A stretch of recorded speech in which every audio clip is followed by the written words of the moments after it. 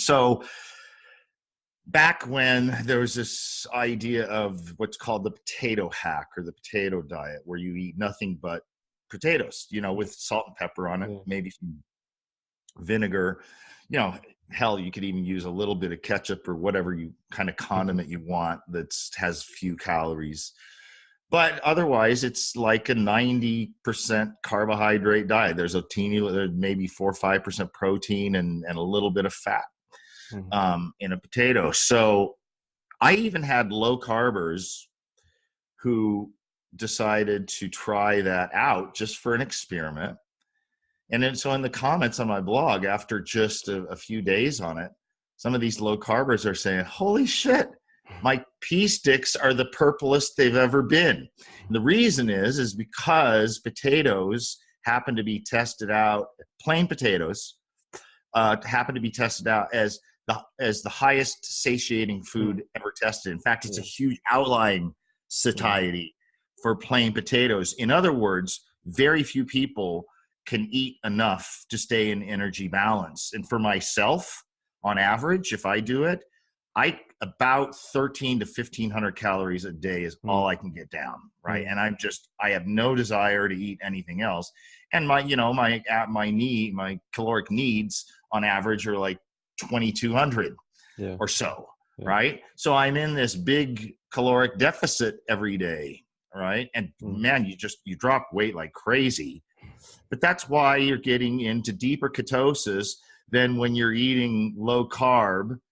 And in fact, initially in low carb, a big part of the induction part of it, ketosis, is actually from caloric restriction, because people knock out the junk and they replace it with protein, right? Protein is the most satiating. So they're it's like, don't count calories, don't count calories. I'm going to be stupid. I'm not going to count calories. And so they don't count calories, and they don't realize that they're at a big caloric deficit naturally, and that's why they're losing weight, right?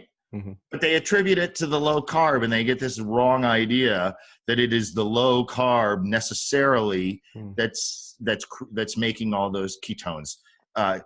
Probably some, right? Because you are at a carbohydrate glucose deficit, so that stuff has to come from somewhere. I wanted to touch upon the potato hack a little bit.